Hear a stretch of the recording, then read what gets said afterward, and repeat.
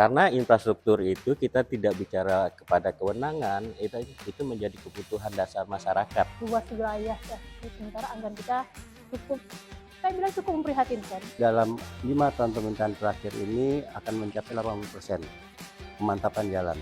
Kenapa kami tidak merespon secara media sosial? Karena itu bukan ranahnya kami. Kami ini pelayan, kami harus berbuat. Nah, kebanyakan masyarakat kita tidak paham kewenangannya. Iya, proses penanganan jalan yang harus ditangani secara cepat karena viral-viral itu mungkin kondisinya hari ini rusak, harus hari ini kita tangani. Nah, ini nanti UBJ ini bisa menjawab Bu tantangan itu.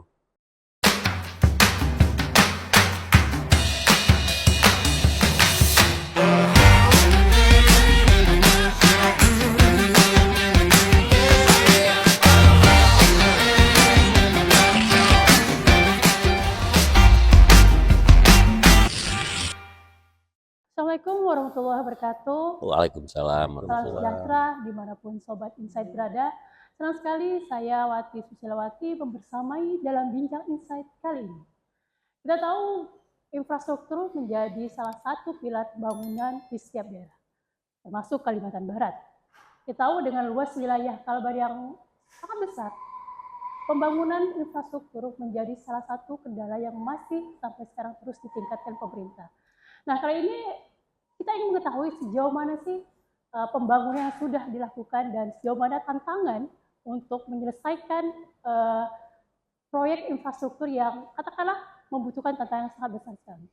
Jadi sudah ada narasumber saya dari Kepala Dinas PUPR Kalbar, Iskandar Zulkarnain SPMT. Bapak, halo. Selamat pagi, minal aidin wal faizin, mohon maaf lahir dan batin. Terima kasih, dan sudah di sebelah ya ada Kabid Bina Marga PUPR Kalbar, Pak Dian STMT. Ya, batin. Karena masih suasana Lebaran, kita turut mengucapkan selamat Idul Fitri untuk semua masyarakat Kalbar yang ada di Kalbar. Oke, kita tahu Pak, tadi kita bicara tentang bagaimana infrastruktur itu selalu menjadi salah satu pilar dalam perencanaan anggaran. Nah, bagaimana dalam 2 tahun atau 3 tahun belakangan ini kondisi Jalan Kalbar dan bagaimana tantangannya Pak? Kita tahu bicara tantangan dengan Kalbar yang sangat luas, dengan anggaran yang masih sangat terbatas, tapi harus membangun banyak hal. Silakan. Oke, saya ya. Ya, Pak. Oke, terima kasih. Assalamualaikum warahmatullahi wabarakatuh. Selamat pagi, salam sejahtera untuk kita semuanya. Minal aidin wal faizin, mohon maaf lahir dan batin untuk host dan semuanya. Jadi kita kembali kepada perencanaan daerah dulu. Nah, perencanaan daerah terhadap visi misi pemerintah Provinsi Kalimantan Barat, yaitu infrastruktur menjadi unggulan. Nah, dari situ beranjak dari visi misi gubernur, artinya memotret kondisi Kalbar yang menjadi urgen dalam prioritas mengalokasikan anggaran. Itu dulu kita bicara kepada konsep perencanaan.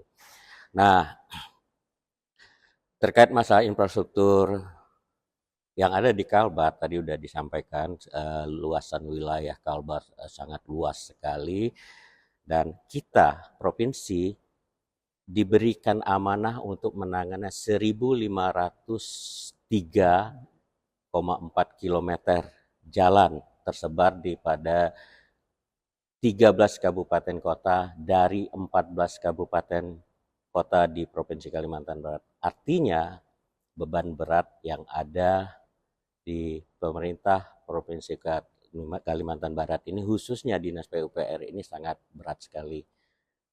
Nah, di situ tentunya kita menghadapi permasalahan-permasalahan. Yang pertama, secara geografis, Kalbar terkenal dengan banyaknya sungai. Kalbar sebaran masyarakat atau penduduknya secara sporadis. itu menjadi kendala terhadap konektivitas. Itu dulu kita bicaranya. Jadi biar masyarakat tahu beban dari PU itu seperti apa, pengelola infrastruktur itu seperti apa. Nah, dengan kondisi geografis tersebut, artinya ada masalah di sana. Konektivitas, jalan, menghubungkan masyarakat urban tadi, sporadis tersebar, itu artinya kita perlu aksesibilitas jalan. Nah, terus secara geografis juga, Kalbar ini banyak sungai, artinya jembatan. Dua permasalahan itu menjadi modal dasar untuk menjadi perhatian pemerintah provinsi untuk meningkatkan ekonomi secara merata. Itu yang dipikirkan oleh pemimpin kita, gubernur dan wakil gubernur. Makanya termuatlah di dalam infrastruktur menjadi bagian yang urgensi dalam visi misi beliau-beliau. Nah, ini tantangan kita tadi disampaikan kronologisnya ya. Tantangan kita di kurang lebih ada sekitar 31 ya Pak Hardian, 31% jalan itu rusak berat. Dari 1.503, kurang lebih sekitar 300-an kilometer.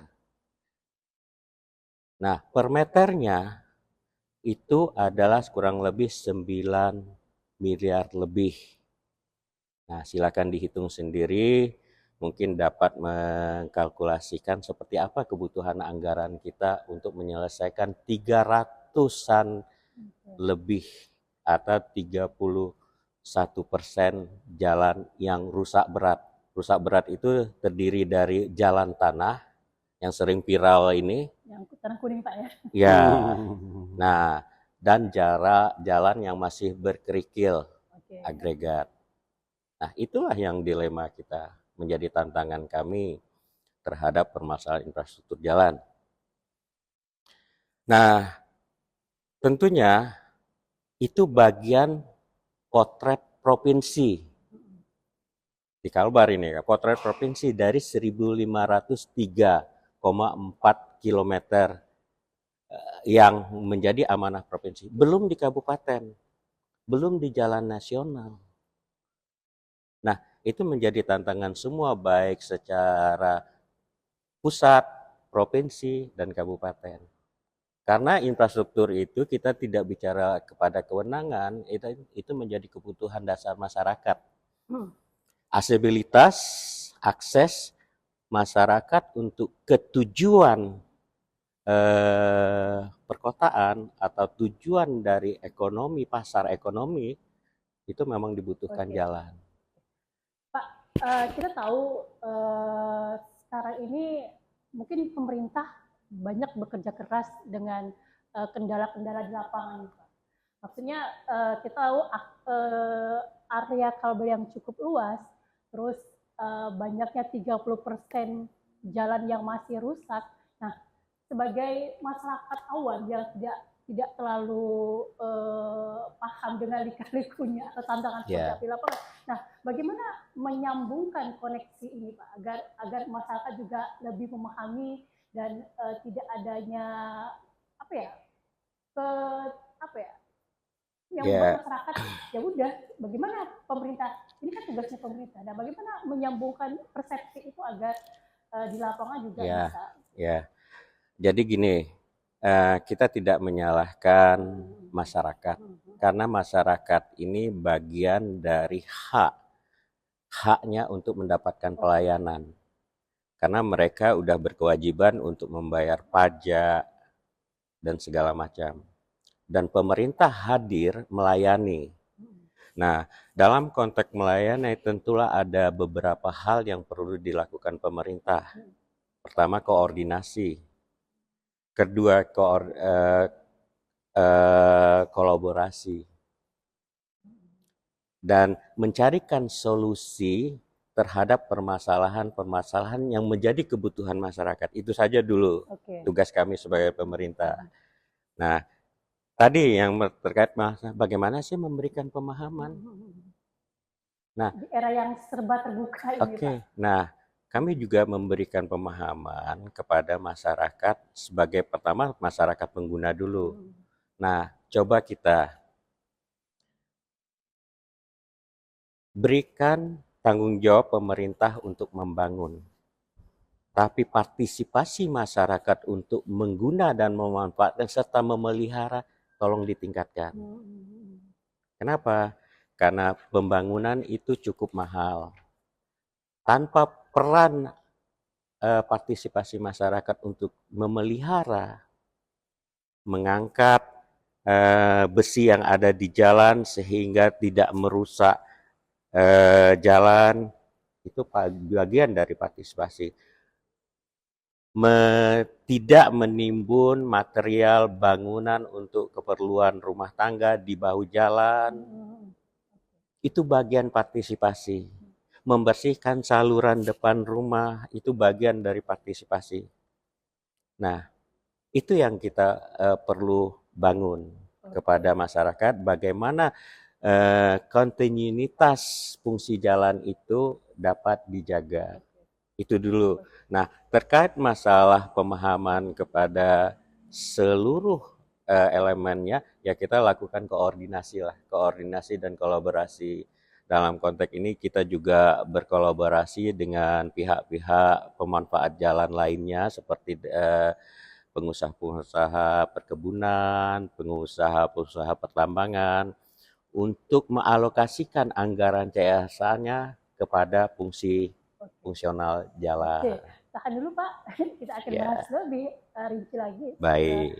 Saya kembali ke Pak Hardian. Pak, kita tahu bahwa jumlah arus penting sudah dibenahi dari Jalan Sintang melalui Skadau Sintang, Ketapang Pendawangan termasuk akses perbatasan seperti Aruk dan Entiko. Nah, teknisnya nih Pak, karena biasanya Bina Marga lebih paham masalah teknisnya gitu. Nah, bagaimana sih kondisi real di lapangan Pak mengenai jalan-jalan yang di lain yang selain saya sebutkan tadi? Ya, terima kasih Ibu host ya. Saya boleh minum nih. Silakan. Jadi menyambung informasi dari Bapak Kepala Dinas tadi, memang Bu dari kondisi jalan kita itu yang mantap baru sekarang akhir 2025 kemarin tuh baru mencapai 65%. Ibu ya.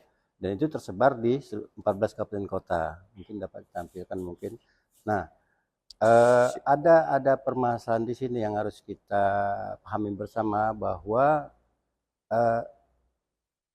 penanganan jalan-jalan provinsi itu selain membutuhkan dana yang besar ya Bu ya, karena yang seperti tadi dibilang 1 kilometer itu kalau kita mengujinya sekitar 9 miliar. Jadi seperti visi misi Bapak Gubernur kita Bu ya, itu dalam 5 tahun pemerintahan terakhir ini akan mencapai 80% kemantapan jalan. Jadi kita masih ada PR sekitar 15 sampai 20% Bu ya, untuk mencapai 80%, dan itu dibutuhkan dana sekitar 2,5 triliun dalam waktu 3 tahun lagi ini Bu. Nah, kalau kita bagi rata kan nanti sekitar 800-an miliar ini Bu yang kita perlukan. Sementara keuangan fiskal negara kita, apalagi yang sekarang lagi perang Iran. Perang Iran itu mempengaruhi juga Bu. Kami kemarin menyusun harga satuan tuh agak-agak berpikir juga bahwa ketika harga minyak naik nanti akan mungkin itu Bu ya, akan mempengaruhi lagi. Mungkin bisa dari 9 miliar bisa jadi 10 miliar. Dan itu akan menambah beban lagi bagi kita. Tapi mudah-mudahan tidak terjadi karena kami juga sudah memitigasi. Jadi kami coba untuk mengkolaborasikan segala sumber daya yang ada sehingga harga satuan nanti tetap stabil gitu Bu ya, itu. Nah, terkait pertanyaan Ibu tadi bagaimana kondisi real di lapangan. Nah, gini Bu. Mungkin Ibu tahu bahwa Kalimantan Barat ini dalam tanda kutip itu sumber atau penghasilan pencarian masyarakatnya kebanyakan dari perkebunan Ibu. Ya, betul. Sawit Pak ya. Sawit dan segala macam. Dan itu Bu, kadang-kadang di sini perlunya kita edukasi ke masyarakat lagi seperti Pak Kepala Dinas tadi. Kita mengajak peran serta masyarakat untuk ikut serta dalam membangun, memelihara dan menggunakan jalan itu Ibu ya. Nah itu Bu, perlu edukasi lagi, sosialisasi yang harus kita lakukan. Nah terkait yang kondisi real di lapangan mungkin dapat kita lihat Bu dari berita-berita yang viral di lapangan. Sebenarnya kami sudah berbuat Bu, ya. Hanya mungkin jangkauan kami belum sampai ke semua lini yang diperlukan. Dengan luasnya kalbar dan keterbatasan sumber yang ada. Saya rasa itu Bu, karena ini kita perlu kerjasama dari semua sektor, dari semua lini itu yang untuk membangun Kalimantan Barat sehingga mencapai tujuan yang diharapkan untuk itu Bu. Saya rasa itu Bu.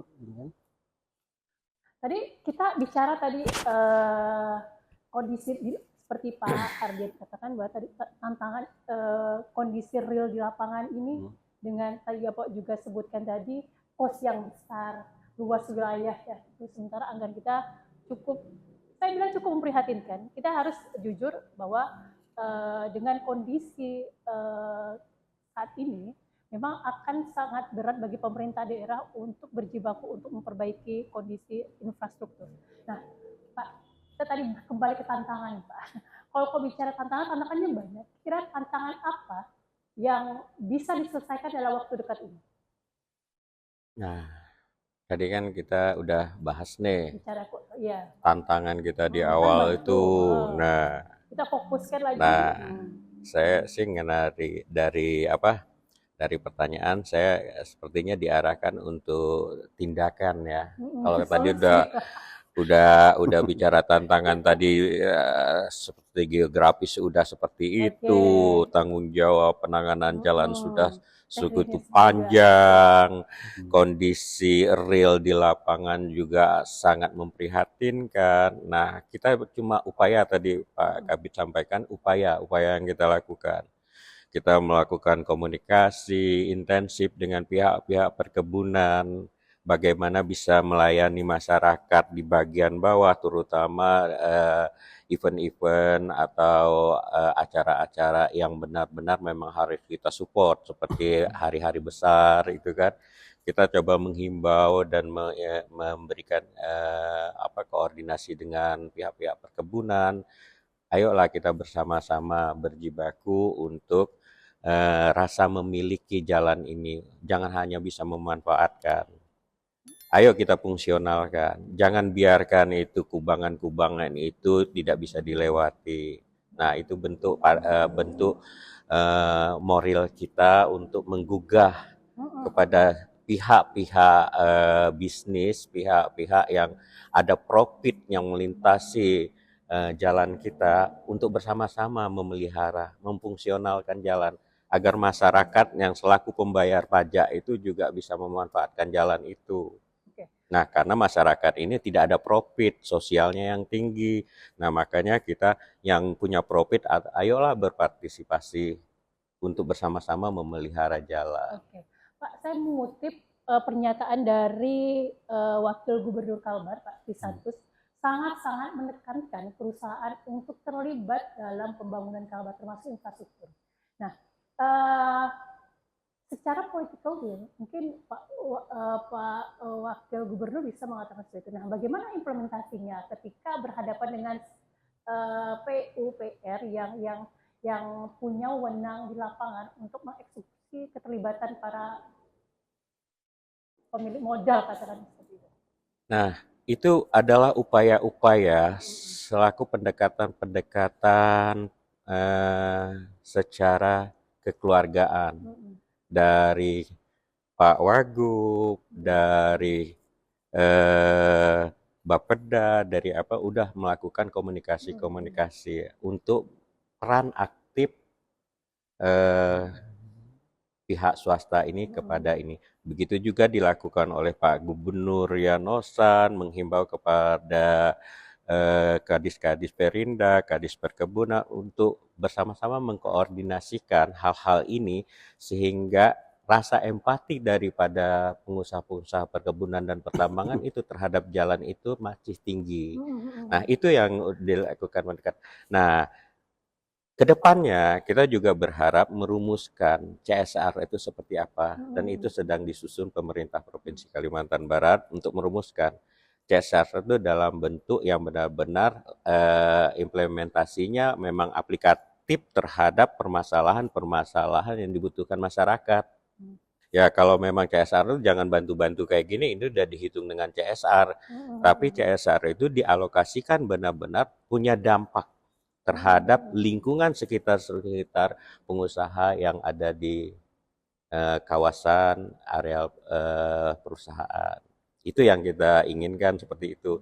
Artinya setiap kita membangun jalan, nah pengusaha memanfaatkan lingkungan sekitar masyarakatnya yang punya hak untuk menikmati juga merasakan dalam jangka panjang. Itu yang kita harapkan. Berapa persen Pak keterlibatan swasta terkait membantu pemerintah dalam meringankan, terutama kita fokus infrastruktur seperti ini? Nah, Kan mereka biasanya fokus kalau terukur kita tidak bisa mengukur prosentasenya ini. Namun kita tadi saya sampaikan partisipasi pada saat ada hal-hal yang urgen. Nah itu kita sampaikan juga, kita tidak menepis kepedulian dari masyarakat atau pengusaha perkebunan itu terhadap fungsional jalan.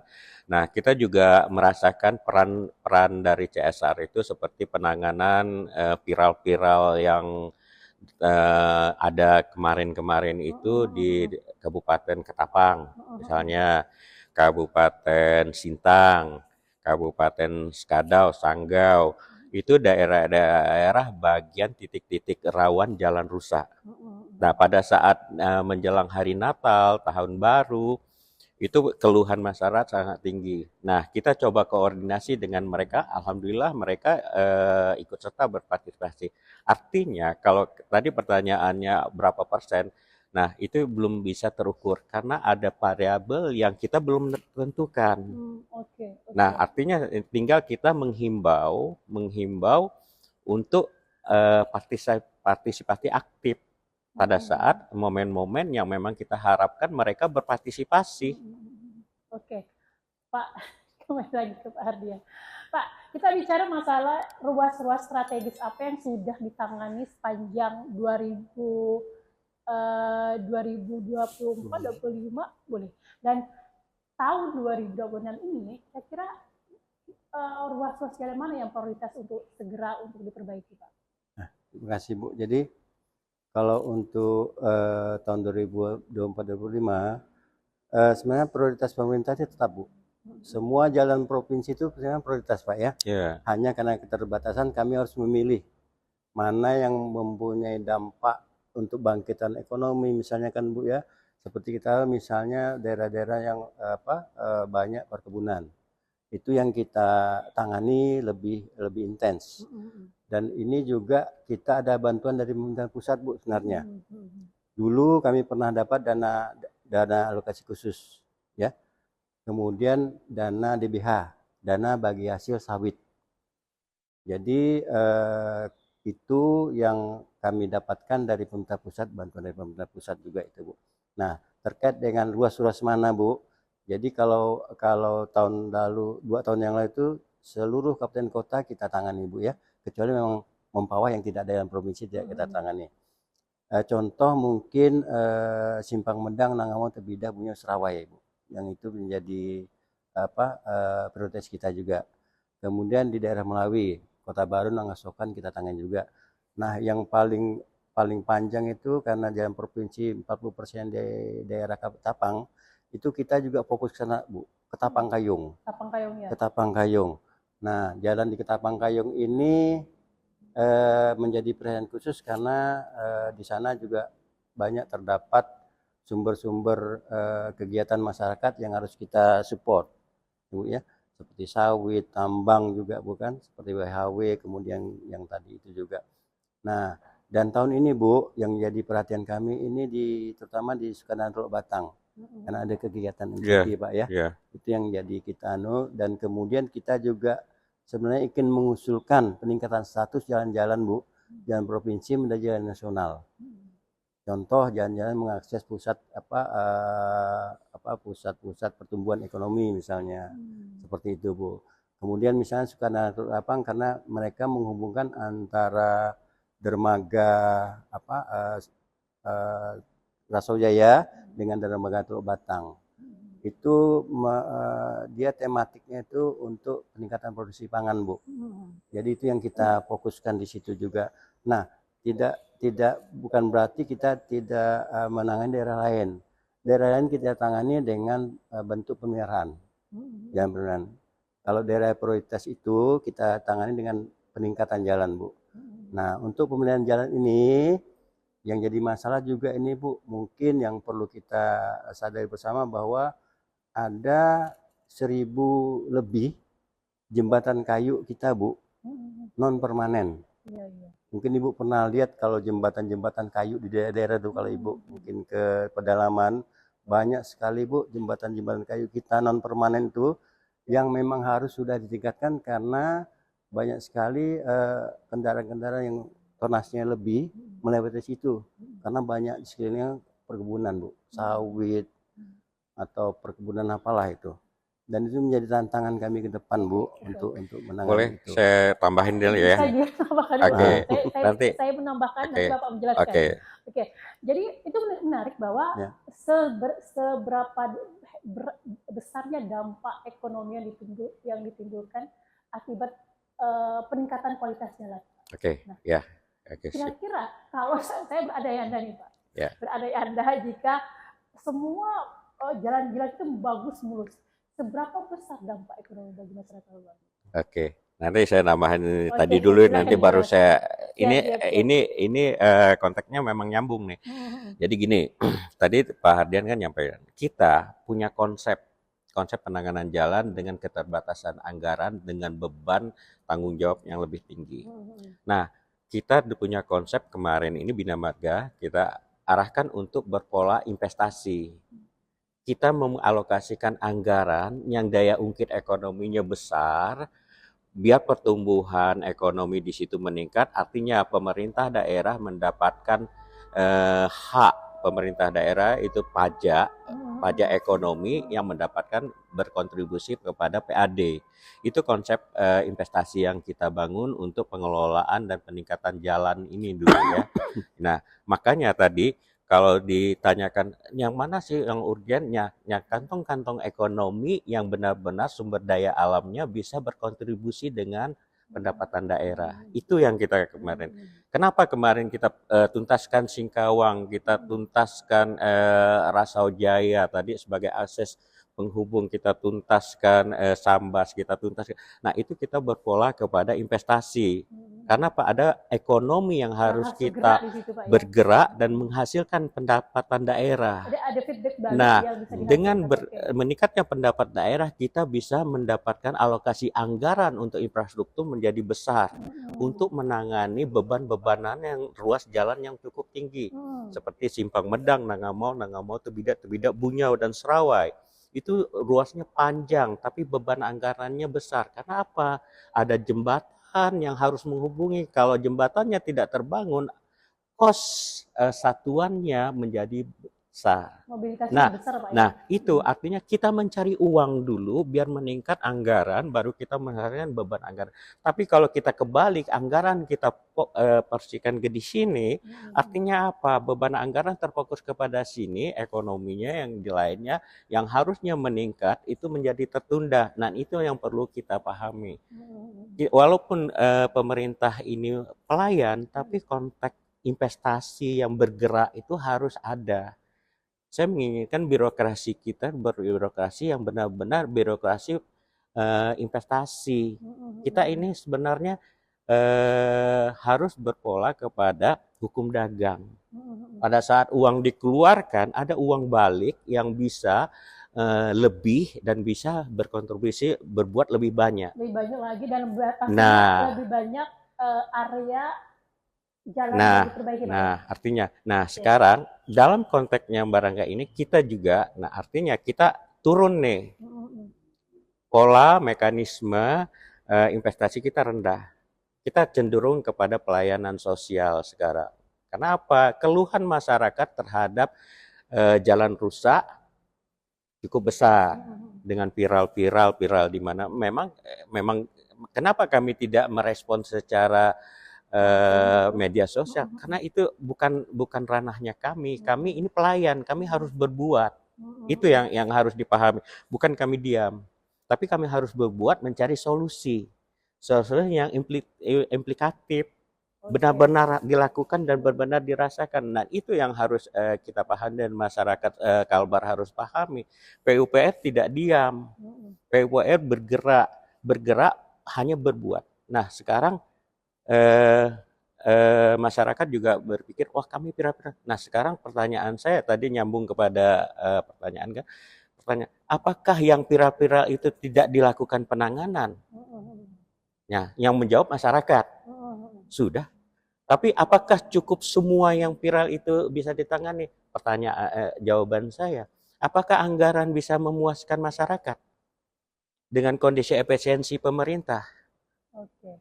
Intinya saya menangkap saya belum menjawab nih tadi terkait masalah ekonomi. Nah, tadi kan saya udah ini nyambung ini mengarahkan kepada ini. Nah, jawaban saya, tambahan saya tadi tentulah berkorelasi kepada ekonomi.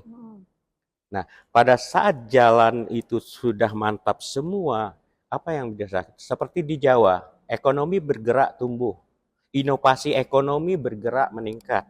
Artinya apa? Kesejahteraan masyarakat, uang pemerintah menjadi tinggi. Nah, itu konteks investasi itulah yang kita bangun sebenarnya, birokrasi investasi.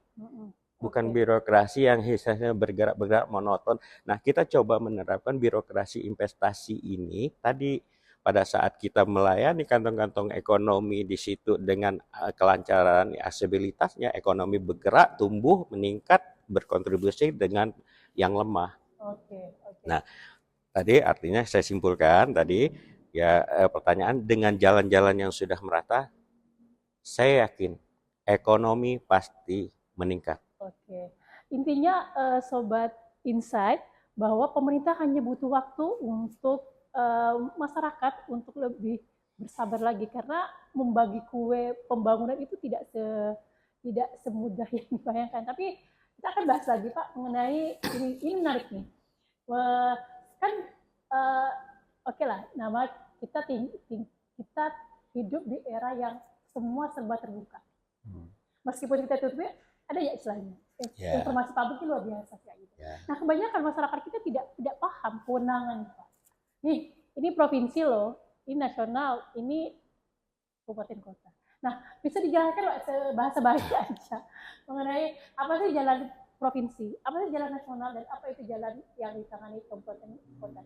Oke, nah kita tidak memungkiri ya di era digitalisasi ini, di era medsos yang cukup tinggi ini, dan kita cuma berharap kepada masyarakat cerdas menggunakan media sosial dan rasionalisasi harus ditingkatkan. Nah, seperti apa kita ini, kritik-kritik itu sangat-sangat kami perlukan. Karena kritik-kritik adalah koreksi dari kita sebagai pelaku daripada kebijakan ini untuk apakah kita melangkah itu benar apa salah. Apakah nyampai layanan ini kepada masyarakat. Itu yang kita butuhkan kritik. Dan sangat kami harapkan kritik. Tapi cara-cara kritik itu yang harus kita pedomani.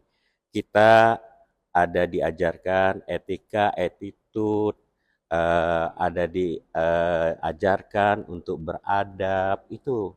Dan perlu dipahami juga terkait masalah pengelolaan jalan tadi yang disampaikan. Ada di dalam peraturan pemerintah juga diatur pengelolaan. Undang-Undang 23 pemerintahan otonomi juga mengatur kewenangan-kewenangan. Ada kewenangan provinsi, ada kewenangan kabupaten, ada kewenangan pusat. Dari dalam kewenangan apabila dilanggar akuntabilitasnya, ya dalam konteks birokrasi ya, akuntabilitasnya itu dipertanyakan. Nah, konsekuensinya adalah uang yang dialokasikan di APBD provinsi dibelanjakan yang tidak terarah, berkonsekuensi hukum. Nah, itu harus dipahami pemerintah, masyarakat. Bukan kami tidak mau berbuat, tapi ada aturan birokrasi pemerintah yang harus kita pahami. Contoh Pak, simpelnya diberikan contoh. Contoh yang sederhana, misalnya ada viral nih, yang Jalan lagi yang super viral, katakanlah lagi seperti itu. ngetren nih kemarin nih, Si bocil itu ya. si bocil. Nah, ini saya kutip dulu ya. Saya tidak mempermasalahkan Ya, itu aspirasi para masalah kewenangan ya, tapi perlu pemahaman. Yang saya stressing itu kenapa mengeksploitasi anak-anak menghujat pemimpin, menghujat. Oke lah, bukan pemimpin, orang tua. Apakah kader kita, generasi kita untuk dididik? Saya mengamati seperti ini. Anak-anak kecil kok dibangga-banggakan, menjadi diviral-viralkan kayak gitu. Padahal itu salah, menghujat surat gubernur, ya gubernur tidur, gubernur malas, gubernur apa, dan membanding-bandingkan kondisi karena ketidakpahaman. Nah, saya jawab dulu tadi nih. Kalau konteks etika, kewenangan dulu ya. Tadi saya nitip pesan nih, etika nih. Nah, pemahaman, aturan tadi. Aturan ada pengaturan otonomi daerah tadi, Undang-Undang 23 itu otonomi daerah, peraturan kewenangan. Nah, dalam kewenangan ada alokasi anggaran. Alokasi anggaran dibelanjakan berdasarkan potret wilayah. Ya, wilayah. Nah, kebijakan perencanaan anggaran yang dialokasi masing ada anggaran kabupaten, anggaran provinsi, anggaran pusat adalah bagaimana wilayah itu merencanakan terhadap kondisi karakteristik wilayah. Nah, disitulah pada saat tidak bisa aturan ini, misal, di sana misalnya jalan tadi yang viral itu menjadi kewenangan kabupaten kan. Nah, kami teriak, itu bukan kewenangan kami tidak bisa. Nah, masyarakat tidak paham. Nah, untuk hal ini kami sampaikan, ada aturan yang tidak boleh kami langkah. Ada. Nah, begitu juga Bappenas juga mengalokasikan anggaran, melakukan skema pengelolaan keuangan negara ini. Di Undang-Undang 25 udah dijelaskan masa sistem perencanaan anggaran. Itu udah ada kabupaten. Nah, kalau misalnya ada usulan penanganan ini, ada wadahnya. Jangan viralisasi gitu, mengeksploitasi yang bukan hak. Nah, kita hargai, kita hormati, tapi adalah aturan yang juga kita patuhi biar kita berjalan secara harmonis dan akuntabel. Oke, ya. Menarik. Ini obrolan kita makin panas nih. Ya, makin panas nih karena ada viral-viral nih. Pak, ya. Pertanyaan nih, ini banyak masyarakat yang akan bertanya serupa dengan saya hanya menyampaikan, menjembatani saja pertanyaan. Kenapa sih semua jalan tidak ditangani oleh pemerintah provinsi? Nah, ini dijawab, Pak. nyambung dengan yang Ibu tanyakan tadi kan, masalah kewenangan, Bu. Nah, tadi Ibu juga nanyakan gimana sih bedakan jalan provinsi, nasional, kabupaten. Nanti Undang-Undang 22 tahun 2009 tentang Undang-Undang Angkutan Jalan itu Bu udah jelas. Jadi kalau jalan nasional itu jalan yang menghubungkan ibu kota provinsi, antar provinsi gitu Pak. Dan yang paling gampang itu Bu, markanya warna kuning Bu. Kalau Ibu jalan itu warna kuning itu udah pasti jalan nasional. Kemudian jalan provinsi itu jalan menghubungkan antara ibu kota provinsi dan ibu kota kabupaten misalnya Bu ya. Nah, dan yang paling gampang lihat markanya Bu. Markanya putih biasanya Bu. Itu yang kami lakukan. Kemudian begitu dia jalan kabupaten. Nah, jalan kabupaten kadang-kadang mix dia. Ada yang putih, ada kuning, tergantung lah dengan itu ya, Bu. Nah, yang jadi permasalahan di sini ketika Ibu nanyakan kenapa ketika jalan rusak kami tidak bisa serta-merta langsung memperbaiki, menangani. Pertama tadi masalah kewenangan Bu. Kemudian juga ada kasih penganggaran Bu. Kadang Bu, kita nih harus merencanakan untuk tahun depan tuh dari tahun ini Bu. Misalnya tahun ini nih kita merencanakan 3 ruas, 4 ruas gitu kan. Ketika mau udah masuk awal tahun depan, ternyata bertambah nih yang harus kita tangani. Ada 6 ruas. 6 ruas ya. Nah itu tidak bisa serta-merta kita alokasikan dana.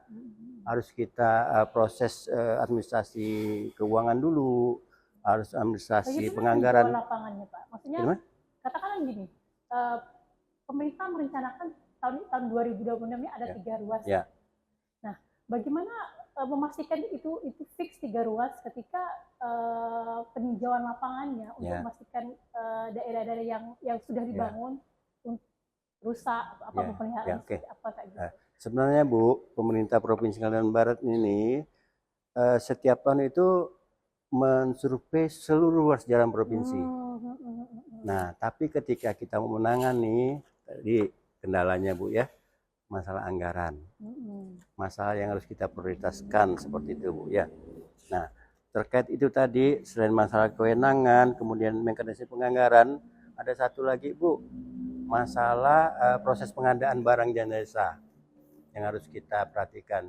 Jadi misalnya kita ingin menangani ruas jalan A, kita harus proses dulu nih Bu, proses tendernya, proses lelangnya dulu, yang memakan waktu kan Bu ya. Birokrasinya Pak. Birokrasinya itu juga, ya, tapi itu bukan menjadi penghambat Bu.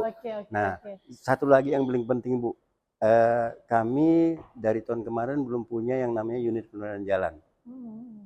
Jalan dan jembatan. Untungnya tahun ini Bu, dengan usaha dari pimpinan kita, Bapak Gubernur, Bapak Wakil Gubernur, dan kami melalui Pak Kadis juga sudah rencananya akan membentuk unit penerangan jalan dan jembatan. Sudah kita bentuk. Nah ini yang mungkin mempermudah Bu, karena prosedurnya lebih simpel dia. Karena yang bisa mungkin yang dibutuhkan salah satu yang dibutuhkan untuk mempercepat Pak ya. Iya, proses penanganan jalan yang harus ditangani secara cepat, karena viral-viral itu mungkin kondisinya hari ini rusak, harus hari ini kita tangani. Nah, ini nanti UBJ ini bisa menjawab Bu tantangan itu. Nah, tapi yang mungkin Pak ya, dananya juga harus disesuaikan. Ya Bu ya. Ada alokasi baru Pak. Alokasi baru yang sesuai dengan kebutuhan di lapangan nanti Bu. Mudah-mudahan saya tambahkan lagi ya, boleh ya. Ya Bu ya. Jadi gini, tadi disebutnya pertanyaannya menarik nih. Kenapa sih enggak boleh nangani ini, jalan ini. Nah, ada nih SK Jalan Nasional 1688. Itu udah ada jalan-jalan ruas-ruas jalannya tahun 2022. SK Jalan Provinsi nomor 1470 tahun 2022. Nah, itu identifikasi visual. Tapi ada aturan yang diatur secara ini. Nah, itu sudah diatur berdasarkan undang-undang yang kemarin, Undang-Undang 38 ya, 38 tentang jalan, udah diatur lagi dekat Undang-Undang nomor 2 tahun 2021 ya. Nah, itu udah mengurangi keterbatasan ini dan udah lebih fleksibel. Nah, makanya ada impres, boleh nangani. Boleh dilakukan diskresi pemerintah, boleh melakukan penanganan jalan anggaran nasional, boleh melakukan penanganan jalanan daerah, boleh. Nah, itu diskresi sifatnya selama ada ketersediaan anggaran. Nah, pusat ada, tapi daerah provinsi nggak bisa nih nangani isu diskresinya, nggak bisa karena uang daerah juga mengap-mengap gitu kan. Nah, itu akhirnya ada beberapa pola yang bisa dilakukan. Kalau impres jalan daerah itu kewenangan pusat, nah kita juga melakukan bantuan keuangan ke daerah-daerah sebatas kemampuan yang sifatnya urgen. Itu sudah dilakukan oleh pemerintah provinsi. Satu lagi pertanyaan terakhir Pak. Kalau kita turutkan pastinya masih banyak stok pertanyaannya. Pasti banyak pertanyaan, pasti banyak diskusi yang akan kita teruskan. Tapi Pak, satu lagi Pak. Nah, pemerintah pusat, implementasi daerah adalah bagaimana mempercepat pembangunan meratai Pak. Aksesibilitas kita cepat, fokus gubernur terpilih juga bisa maksimal. Nah, bagaimana mempercepat pembangunan dengan kondisi dan tantangan di lapangan ini? Jawabannya sederhana, kasih saja kami duit. Oke, pusat kasih saja Kalimantan Barat jatah yang lebih besar pasti. Nah, gini. Tadi di awal sudah disampaikan, Kalbar ini keterbatasan masih banyak jalan agregat kerikil dengan tanah merah. Nah, hal ini rentan terhadap kondisi cuaca. Artinya, kami tidak bisa melayani masyarakat secara maksimal. Pada saat ini kami layani, kami grader barang itu menjadi fungsional, kena hujan lagi, alam tidak bersahabat, hujan lagi, rusak lagi. Lagi, Pak, ya. Yang tonase tinggi menggilas barang ini menjadi hancur bubur. Nah, yang dihujat pemerintah daerah provinsi. Enggak apa-apa, itu makanan sarapan pagi kami dengan makan malam kami itu udah terbiasa. Buka HP, lihat ini dah ini. Nah, tapi ada tadi, kalau ini lancar ya kasih kami duit. Oke. Nah, Nah, kenapa? Kenapa, itu Kak? realistis, Pak. Bagi Nah, kami, bagi nah, saya itu realistis. kenapa? Kami itu kalimat yang sifatnya ya istilahnya yang ini loh yang di ini. Pemerintah baik itu pusat semuanya instrumen-instrumen yang kita yang punya kepentingan campurnya anggaran, cobalah memotret secara istilahnya secara kewilayahan, jangan mengeneralisir. Coba potret Kalbar ini dengan sporadis tadi disampaikan dengan kondisi geografis tadi. Nah, bagilah kami uang yang sifatnya proporsional untuk menangani, bukan masalah kedekatan atau hubungan, tapi kondisi Indonesia ini secara spasialnya ada provinsi, ada kabupaten. Tolong berdasarkan karakteristik geografis tadi, berikan kami anggaran profesional. Nah, lakukan kebijakan-kebijakan pengawasan yang lebih ketat, biar itu tidak ada kebocoran anggaran. Biar kita bisa menghadirkan layanan sampai tuh ke tanah merah di sana. Biar yang rentan terhadap iklim. Nah, ini perlu kami sampaikan bahwa kita itu rasional sedikit, yang realistis, karena kami udah jenuh dengan kritikan masyarakat. Kami itulah makanan pagi kami dan makanan sore kami. Tapi kalau kami berpikir sendiri, provinsi berpikir sendiri, khususnya kepala dinas dengan teman-teman sendiri berpikir sendiri, yang tidak punya kapasitas kemampuan, ibarat roda tidak akan berputar kalau tidak diengkol. Ya, nggak bisa. Jeruji-jeruji ini menggerakkan sepeda kalau tidak ada diputar engkolannya. Nah, tolonglah kami, supportlah kami. Ya, kami tidak muluk-muluk. Di lokasi-lokasi rusak berat penanganan itu, ya bantulah kami. Nah, pimpinan-pimpinan kami format rumusannya juga cukup jelas. Mengalokasikan infrastruktur karena memang di sana sudah rentan terhadap layanan masyarakat. Nah, kesempatan ini saya mohon mudah-mudahan semua pihak, kita tidak bicara kepada emosional, sensitivitas, tapi bicaralah kepada rasional. Bahwa masyarakat yang perlu kita layani benar-benar kita layani. Agar mereka merasa puas. Dan ya tadi di handphone ini bukan bicara kepada mengkritik, tapi bicaralah kepada edukasi yang benar-benar ada ilmu yang harus dibaca, ilmu yang harus dicermatan, dan ilmu yang harus dipedomani. Ya. Terima kasih Bapak-Bapak. Baik, terima kasih. Senang sekali saya hadir dengan dua narasumber saya.